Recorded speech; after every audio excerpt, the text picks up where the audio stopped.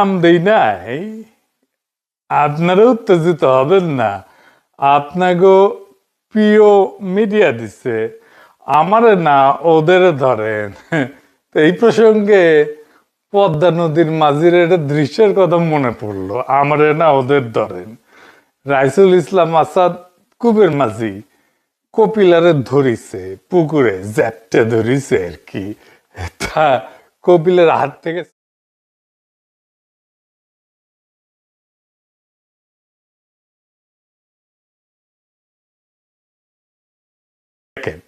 কেদা দিমু তরে তুই রং নাই কেদা দিবার স্যার দিবানা দিবানা মাঝি দিবানা কইলাম কি করলে এটা ধরো মাঝি কলস ধরো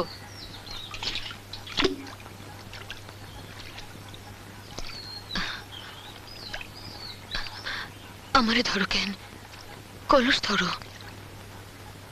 তারেক রহমানকে বাংলার লুথার কিং দেখলে মানব জমিনের মতি বাইরে ধরবেন, আমাক না। যাই হোক, এখন একে একে প্ল্যান বেড়া হইতেছে। বিএনপি মেলা টাকা পয়সা খরচা করে প্ল্যান করিচ্ছে। আমরা প্রত্যেকটা প্ল্যান বিশ্লেষণ করে দেখবো, আর দেখবো আসলে এই প্ল্যান কেঙ্কা তারেক রহমানের দলের লোকেরা প্ল্যান করবার পারে কিনা। প্রথমে এটা স্বাস্থ্য নিয়ে প্ল্যান দেখি। বিএনপি কইতেছে তারা ক্ষমতায় নেওয়ার প্রথম 180 দিনে কি করবি, কোনো বানানো কথা না, তাদের কথাই, তাদের তৈরি ভিডিওই দেখি। আসেন দেখি। বিএনপি জনগণের ভোটে নির্বাচিত হলে প্রথম 180 দিনের মধ্যেই চালু করবে United national health care solution. এটি একটি এআই নির্ভর ডিজিটাল হেলথ রেকর্ড সিস্টেম, যা নাগরিক স্বাস্থ্যসেবার কাঠামোকে আধুনিক করবে। সবার জন্য স্বাস্থ্য নিশ্চিত করতে নাগরিকদের জন্মকাল থেকেই চিকিৎসা ও স্বাস্থ্য তথ্য প্রযুক্তিগতভাবে সংরক্ষণ করা হবে। এতে শহরে কিংবা গ্রামে যে কোনো সময়ে হাসপাতালে গিয়ে দ্রুত চিকিৎসা পাওয়ার পথ সহজ হবে। United national health care solution হবে রোগী, পরিবার ও চিকিৎসকদের জন্য সমন্বিত প্রযুক্তিগত স্বাস্থ্য সুরক্ষার ভিত্তি। দেখেছেন, তারা কইতেছে BNP United national health care solution দিবি। ইংরেজি যেহেতু কইছে ঠিকই কইছে, তাই না? এটা এটা এআই, এআই মানে আর্টিফিশিয়াল ইন্টেলিজেন্স, মানে কৃত্রিম বুদ্ধিমত্তা। মানে আমাদের বুদ্ধি চলে না আর কি, আর্টিফিশিয়াল লাগে আর কি। এই যে এআই নির্ভর ডিজিটাল হেলথ রেকর্ড সিস্টেম, যা নাগরিক স্বাস্থ্যসেবা কাঠামোকে আধুনিক করবে। সবার জন্য স্বাস্থ্য নিশ্চিত করতে নাগরিকদের জন্মকাল থেকেই চিকিৎসা, নাগরিক তথ্য প্রযুক্তিগতভাবে সংরক্ষণ করা হবে। এতে শহরে বা গ্রামে, হাসপাতালে দ্রুত চিকিৎসা পাওয়ার পথ সহজ হবে। রোগী, পরিবার এবং চিকিৎসকদের জন্য সমন্বিত প্রযুক্তিগত স্বাস্থ্য সুরক্ষার ভিত্তি হবে এইটা। বুঝি চাও, ওই ইংরেজি বাংলা মিলে এত কঠিন করে কইছে, হাঙ্গারের মতো মুখশুক্ষের জন্য একটু বোঝা মুশকিলই আছে। যাই হোক, এটাই ছিল ওই ভিডিওতে, তাই না? আপনি তো দেখলেন। তো আপনি গুগল করে বা নেট সার্চ করে অতিরিক্ত তথ্য পাইবেন না, তাই এটুকু নিয়ে মূল্যায়ন করি আপাতত। আমরা এটা ধরেই নিতে পারি বিএনপির মধ্যে থাকা বেস্ট ব্রেন গুলো, মালগুলা এটা বানাইছে। আমি শিওর কয়েকজন পিএইচডি টিএইচডি মিলে বৈশা করেছে এটা। আমি চিনি কাউরে কাউরে। যাই হোক, তো সেই বেস্ট ব্রেন কেমন মাল পয়দা করে আসেন দেখি। তো প্রথম কথা, এই যে এটা কইছে, এটা কি বিএনপি পারবি 180 দিনে করতে? পারবি না, অসম্ভব, অসম্ভব। ওই যদি 180 দিনে এটা করবার পারে, কান কেটে কুত্তা খেলাম আমি। 6 মাসে ম্যাক্সিমাম যেটা করতে পারে, এটা পাইলট ডিজাইন করতে পারে, এটা সীমিত ট্রায়াল পর্যন্ত যাইতে পারে, তাও এটা করা সম্ভব হবে না কয়েকটা কারণে। পূর্ণ সিস্টেম তো করবারই পারবে না কয়েকটা কারণে। এই প্রস্তাবটা কিন্তু বিশাল বড়। এই প্রস্তাবের মানে হইল দেশের প্রত্যেকটা নাগরিকের জন্ম থেকে মৃত্যু পর্যন্ত চিকিৎসার ইতিহাস, নাগরিক তথ্য, হাসপাতাল, ডাক্তার এবং পরিবার সবাই এক প্ল্যাটফর্মে দেখতে পারবে, এবং আর্টিফিশিয়াল ইন্টেলিজেন্সের সিদ্ধান্ত নেওয়ার ক্ষেত্রে সহায়তা করবে। এটা শুধু সফটওয়্যার না, এটা রাষ্ট্রের হেলথ, সিভিল ডেটার একটা একীভূত সিস্টেম। 6 মাসে কেন সম্ভব না? বাস্তব কারণে। এটা আসেন বুঝে দেখি। এক, আইন ছাড়া ডেটা রাখা যায় না। এমন সিস্টেম চালাইতে হইলে আগে ডেটা প্রাইভেসি আইন লাগবে, কার তথ্য কে দেখবে, এটা স্পষ্ট আইন দরকার। বাংলাদেশে এই লেভেলে স্বাস্থ্য ডেটা আইন এখন নাই, এটা বানানো লাগবে। সময় লাগবে 6 মাস থেকে 1 বছর শুধু আইন বানাইতে। আইন না থাকলে এটা ইউজই করা যাবে না, এটা কাজই শুরু করা যাবে না। ওদের মাথাতেই নাই হেলথ ডেটা প্রাইভেসি আইন লাগবে এটা। এন্ড কইতে পারেন যে আপনি তো দাদা আগের এপিসোডে কইছেন অধ্যাদেশ বানায় আমরা কাজ শুরু করব, আইন পরে করে নিব। হ্যাঁ, এটা একটা সলিউশন হইতে পারে, তাই না? আপনি তো কইছেন সংসদ পাশ হওয়ার আগে অধ্যাদেশ বানায় কাজ করা যাইতে পারে। হ্যাঁ, তাই কইছেন না? হ্যাঁ, ওটা তো এখন নিজের চক্করে পড়ে গেছেন, তাই না? জি না, হ্যাঁ, জি না। কারণ হইতেছে অধ্যাদেশ তো স্থায়ী না, সংসদে পাশ না হইলে বাতিল হয়ে যেতে পারে, সরকার বদলাইলে বাতিল হয়ে যেতে পারে, আদালতে চ্যালেঞ্জ হইলে বাতিল হয়ে যেতে পারে। কিন্তু আপনি যদি অধ্যাদেশের উপরে ভর করে নাগরিকের স্বাস্থ্য ডেটা নেন, শিশুদের জন্মকালীন ডেটা নেন, তাইলে তো ডেটা থেকে যাবে, কিন্তু আইন থাকবে না। এটা সবচেয়ে বড় বিপদ। স্বাস্থ্য ডেটা রোল ব্যাক করা যায় না, মানে কলার মতো এটা ছুলে ফেললে আর বুঝে দেওয়া যায় না, বুঝছাও? একবার যদি বলা হয় যে ডেটা জমা দেন, তারপর অধ্যাদেশ বাতিল হয়ে গেল, তো ডেটা কি মুছে যাবে? আর ডেটা কি ওই জায়গায় থাকে? কতজন নেয় না উডি থেকে? আপনি কাউরে যদি ছবি পাঠান, এরা ভালোবেসে যদি কাউরে ছবি পেটে দেন ইনবক্সে, ওই ছবি কি ওই রাখে? ওই কতজনের ফরওয়ার্ড করে আপনি দেখেন। তো সেই জন্যেই আপনি যেটা দিবেন ওইটি ডেটা, ওই ডেটা থেকে যাবে। কলা একবার ছুলে গেলে আর পরে যেমন বুঝায় দেওয়া যায় না, সেরকম ডেটা একবার নিয়ে ফেললে আপনি নিয়ে ফেলেছেন। এই কারণেই উন্নত দেশগুলোতে স্বাস্থ্য ডেটা আইন আগে সংসদে পাশ হবে, তারপরে কাজ শুরু হবে, তার আগে না। তাই এইটা 6 মাসের আগে শুরুই করতে পারবে না, প্রথমে 100 দিনে শেষ করবি কেমন করে? মানে কি অবস্থা! আর কি হাসপাতালের তো অবস্থা কি? এটা তো কাগজে চলে, তাই না? গ্রামে উপজেলা অধিকাংশ হাসপাতালে এখন কাগজে প্রেসক্রিপশন, কম্পিউটার থাকলেও ভাঙা, বিদ্যুতের সাপ্লাই নাই, ইন্টারনেট এআই তো দূরের কথা, ডিজিটাল রেকর্ড রাখার লোকই নাই। আর এআই তো পরে, আগে ডেটা লাগে, তারপরে এআই। এআই কাজ করে পুরনো পরিষ্কার স্ট্যান্ডার্ড ডেটার উপরে। বাংলাদেশের ডেটা এখন ফ্র্যাগমেন্টেড, বিভিন্ন জায়গায় ছড়ে ছিটে আছে। আপনার আপনার বাংলাদেশের মানুষের তথ্য তো এক জায়গায় নাই, মেলা জায়গায় ছড়ে ছিটে আছে। তারপরে ফাঁকা আছে, অনেক জায়গায় ডেটা ফিল্ড পূরণ করার নাই। এটা পূরণ করে এটা ঠিকঠাক মতো ডেটা ফিল্ড করতে এটার জন্য 2 বছরের মতো কমপক্ষে সময় লাগবে। আবার ধরেন এআই কিভাবে কাজ করবে এটাও কিন্তু বলে নাই। কি করবে? এটা শুধু সিদ্ধান্ত নেবে নাকি সহায়তা দেবে? এটা কি ডাক্তারকে বাইপাস করে কোনো সিদ্ধান্ত দেবে? এআই বললে তো মানুষ ভয় পায়। এই ভয় দূর করার জন্য পলিসি দরকার। এই পুরা ডাক্তার, নার্স, স্বাস্থ্যকর্মী সবাইকে ট্রেনিং দিতে হবে না এই সিস্টেমে? ট্রেনিং দিতে সময় লাগবে না? আচ্ছা, টাকা আসবে কোত্থেকে? বাস্তবায়ন হবে কতদিনে? এ তো হাজার হাজার কোটি টাকার একটা প্রকল্প। তো হাজার হাজার কোটি টাকার প্রকল্প আপনার তাহলে টেন্ডার করতে হবে, আপনার তাকে প্রকল্প বানাইতে হবে, বাজেট পাস করতে হবে, টেন্ডার দিতে হবে, আপনার ভেন্ডার সিলেকশন করতে হবে। এটা ছাড়াও আর সাইবার সিকিউরিটি আছে, আপনি ডেটা রাখতেছেন, এটা সিকিউর করতে হবে। তো এটা যেন হ্যাক হয়ে না যায়। তো টাকাটা কোত্থেকে আসবে? রাষ্ট্র দিবে না বিদেশি সাহায্য? ট্যাক্স বাড়বে এটার জন্য আমার, এগুলো বলা লাগবে না? আর এটা বাস্তবায়ন করবে কে? স্বাস্থ্য মন্ত্রণালয়, নতুন অথরিটি, বেসরকারি কোম্পানি, না বিদেশি ভেন্ডার? কে করবি? মানে এগুলো শুনলে মানুষে মনে করবে না জানি কি জিনিস করিচ্ছে। উরে বাবা, এই স্বপ্ন দেখানো। স্বপ্ন খারাপ না, কিন্তু স্বপ্ন দেখাতে যে স্বপ্ন দোষ হয়ে গেলে খারাপ। শুধু কি তাই, সবচেয়ে বড় সমস্যা হইতেছে নাগরিকের ডেটা নিয়ে রাখাটা। এইটা এখন দুনিয়াতে একটা বড় সমস্যা করে, মানে এটা করে নজরদারি করে মানুষের উপরে। অনেক সমস্যা, এটা আমি আজকে আর ডিটেইল বললাম না, মানে আমি একটা এক্সাম্পল দিই। এরকম করতে পারে রাষ্ট্র, এরকম করে, কিন্তু এরকম করতে পারে যে যার ডায়াবেটিস আছে তার চাকরি হবে না। এআই এরকম করে। কার পিছে রাষ্ট্রে বেশি খরচাপাতি হচ্ছে এগুলো দেখে। এই ডেটা নিয়ে সব ডেটা নিয়ে এটা রাষ্ট্র আর নাগরিকের যে সম্পর্কের কাঠামো, এটা বদল হয়ে যায়। কারোর সাথে আলাপ করে না করে, নাগরিকের সাথে কথা না বলে এটা প্ল্যান দিয়ে ফেলছে পিএইচডি বসে। এটা হয় কোনোদিন? এআই নিয়ে ব্যাখ্যা করা হয়নি। এটাকে রোগ নির্ণয়ে সাহায্য করবে? যদি রোগ নির্ণয়ে সাহায্য করে, যদি ভুল করে, তাহলে লায়াবিলিটি কার? দায়িত্ব কার? ভুল সাজেশন যদি দেয়, দায় কার? ডাক্তারের না রাষ্ট্রের না এআই এর? কার বিরুদ্ধে নাগরিক আপিল করবে? এআই এখানে টেকনোলজি না, একটা ম্যাজিক শব্দ হিসেবে ব্যবহার করেছে। মানুষ যেন শুনে ভাবে না জানি কি জিনিস। এটা পলিসির ভাষা না, এটা সেলসম্যানের ভাষা। বিক্রি করতে আসছে, সেলসম্যানগিরি করতে আসছে। সবচেয়ে বিপজ্জনক দিক হচ্ছে ডেটা সিকিউরিটি নিয়ে কোনো কথা বলেনি।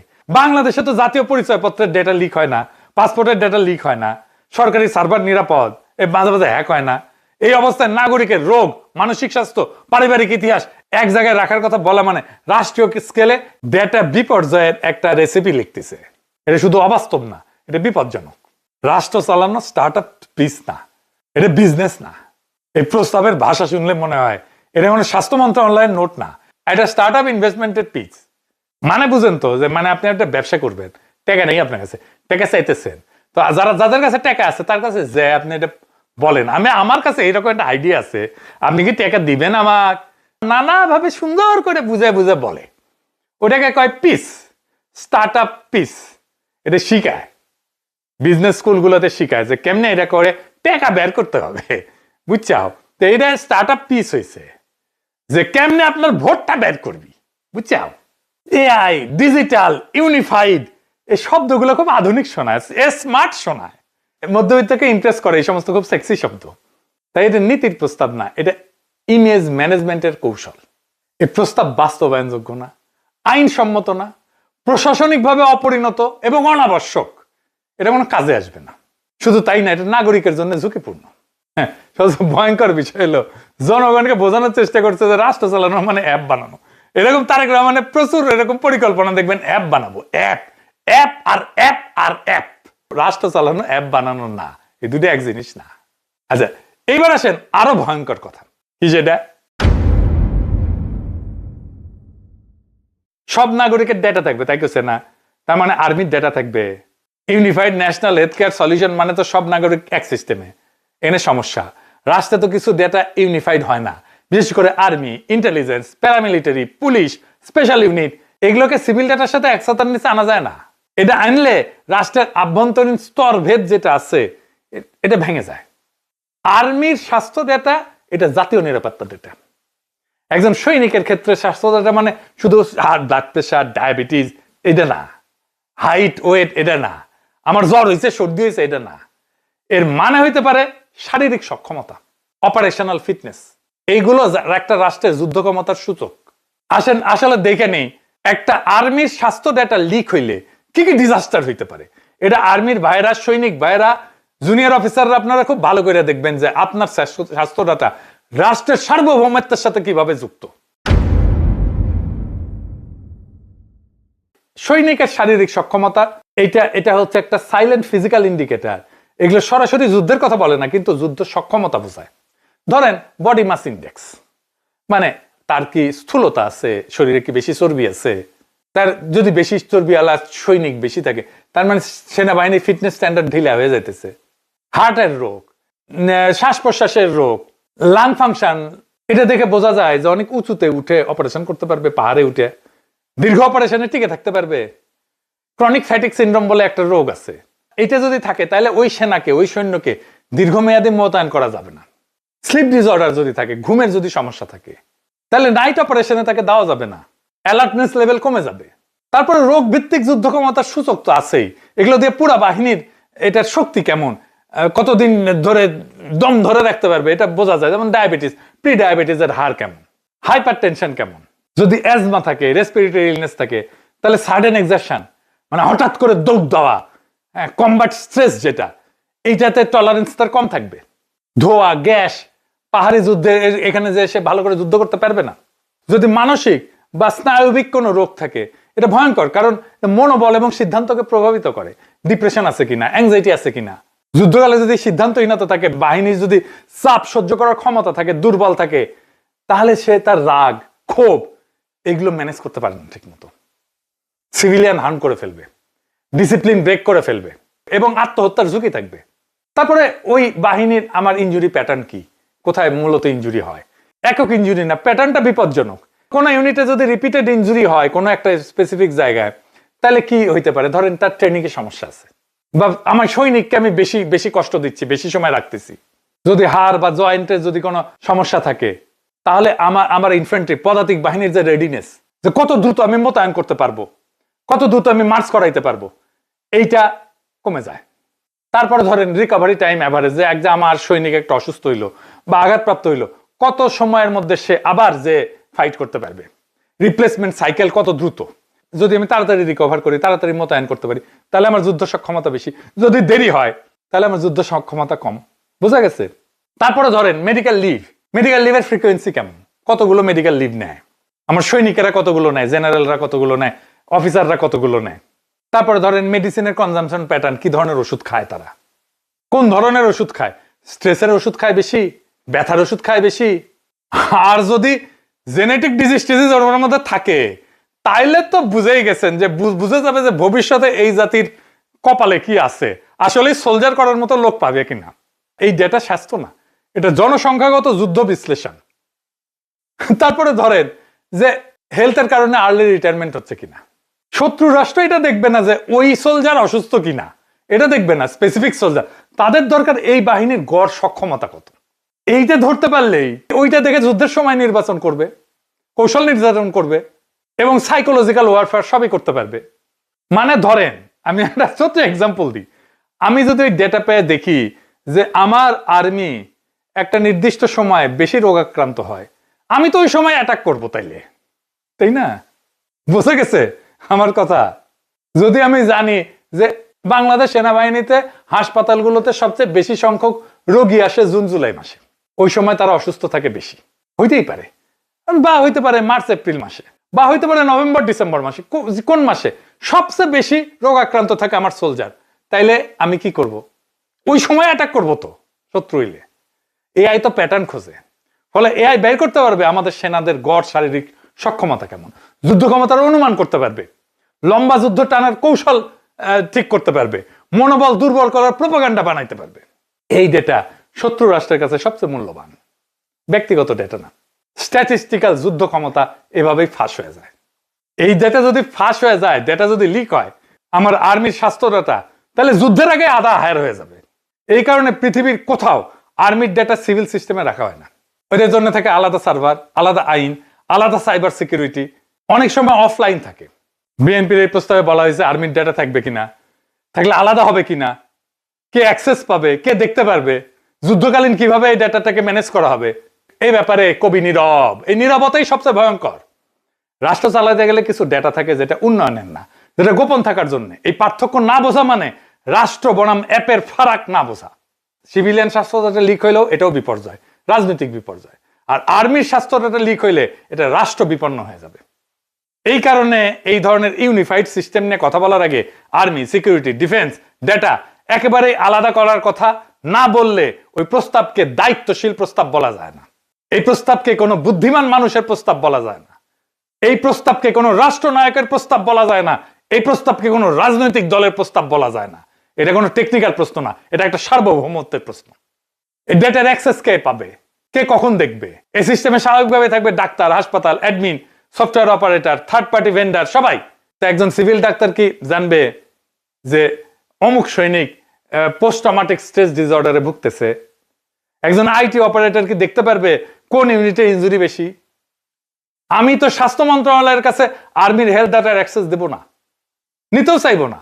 আপনি এই ডেটাবেজে রাখলেন আর্মির ডেটা, সেই ডেটা লিক হইল, উইকিলিক্সে গেল, তারপর দেখা গেল অমুক জেনারেলের ক্যাঙ্কা হবি ব্যাপারটা। হ্যাঁ, রাষ্ট্রের প্রতিরক্ষা, নাগরিক স্বাধীনতা আর স্বাস্থ্য, এই তিনটাকে এক ডেটাবেজে ফেলা মানে উন্নয়ন না, এটা আত্মঘাত। জামাই কোটার বুদ্ধিজীবী কইছিল জামাতের কোনো ফেলার নাই। জামায়াত ইসলাম যদি সরকারে আসে তাহলে অর্থমন্ত্রী কি হবে? আপনি যে কোনো জামায়াত ইসলামের লোককে জিজ্ঞেস করেন, পাবলিক ভিশন এগুলো নাই। জি, 11 দলীয় জোট ক্ষমতা আসলে কি করবে তা খুব সলিড পরিকল্পনা আছে। বিএনপির প্রত্যেকটা পরিকল্পনা ত্রুটিপূর্ণ, অনাবশ্যক, মাথামোটাদের মাথা থেকে বাড়াইছে। 11 দলীয় জোটের পরিকল্পনা grounded in solid problem identification. বিএনপির ডাক্তারেরা জানেই না বাংলাদেশে মানুষের স্বাস্থ্যের সমস্যাটা কি। এখন অনেকে কইবেন দাদা সমস্যাটা কি আপনি কয়া দেন। এটা কোনো রকেট সায়েন্স না। বামেরা যেমন স্লোগান দেয় না ঢাকা বিশ্ববিদ্যালয়ে, তুমিও জানো আমিও জানি জামাত শিবির পাকিস্তানি, ছাত্র শিবির পাকিস্তানি, তুমিও জানো আমিও জানি, সাদিক কায়েম পাকিস্তানি, তুমিও জানো আমিও জানি, সাদিক কায়েম পাকিস্তানি। তেমন আপনিও জানেন আমিও জানি বাংলাদেশের স্বাস্থ্যের সমস্যাটা কি। বিএনপি জানে না। সেটা কি? সেটা হইতেছে চিকিৎসার খরচা আমরা যোগাইতে পারি না, পরিবার নিঃস্ব হয়ে যায়।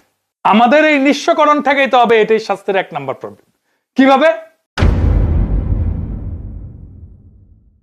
বাংলাদেশে ফ্রি স্বাস্থ্যসেবা নিশ্চিত করতে হবে।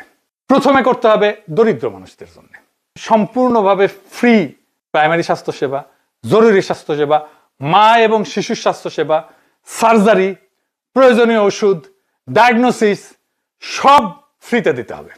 কাদেরকে? যাদের পারিবারিক মাসিক আয় আমার হিসাবে 30,000 টাকার নিচে। কেন 30,000?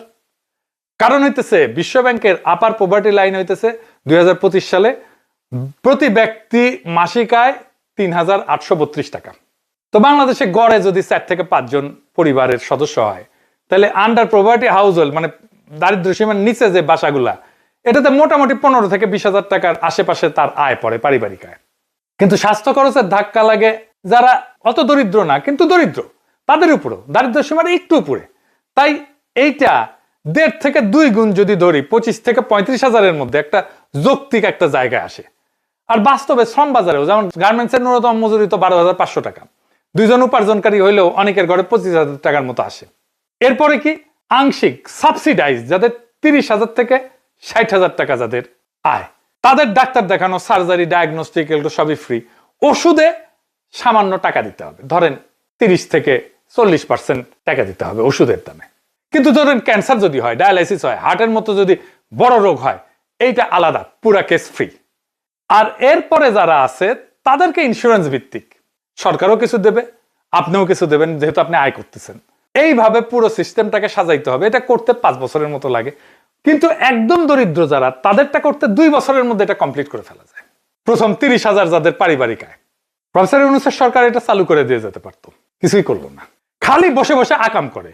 দুটা আছে স্বাস্থ্য মন্ত্রণালয়ের উপদেষ্টার বিশেষ সহকারী, দুটা বুঝে না কিছু, ভাব দেখায়, বুঝে উল্টে ফেলিছে। 295টা অত্যাবশ্যকীয় ওষুধের দাম নির্ধারণ করে দিবে নাকি সরকার, এটা নাকি এটা তাদের বড় কাজ। হ্যাঁ, উনি খুশরু ভাই আছে, বাম রাজনীতি করতে, তো কমিউনিস্ট মাথার বুদ্ধি হয়েছে, সব জায়গাতে আগাম করে খালি। এটা নাকি যুগান্তকারী একটা সিদ্ধান্ত হয়েছে, ওষুধের দাম কমে দিবে। বাপরে, কমিউনিস্ট কুরকুরানি, আরে কুরকুরানি যখন উঠে তখন আর তার কিছু মনে থাকে না। এলে মাথার মধ্যে গোবরও নাই, থাকলে সার হইতো, তাও হবে না। বুঝায় বলি, ধরেন আপনার একটা চায়ের দোকান আছে, আপনি 10 টাকা দিয়ে 1 কাপ চা বেচেন। এখন চেয়ারম্যান এসে কইলো, না না, তুমি 1 কাপ চা 5 টাকায় বেচবা, ঠিক আছে? আপনি কি করবেন তখন? আপনি চা বেচা বন্ধ করে দিবেন, চা বেচা বন্ধ করে কফি বেচা শুরু করবেন, তাই তো? ক্যাপিটালিজম এইভাবে ফাংশন করে।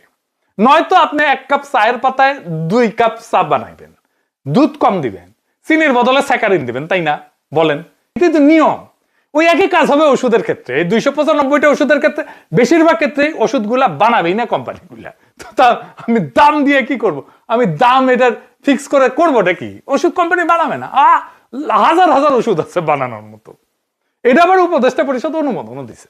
কেমন ভালসু না এটা, দেখেছেন? ডিগ্রির ভারে মাথা তুলবার পারে না, এটা এত ডিগ্রি, ডিগ্রির উপরে ডিগ্রি, তার উপরে ডিগ্রি, কিন্তু কামের বেলায় লবডঙ্গা।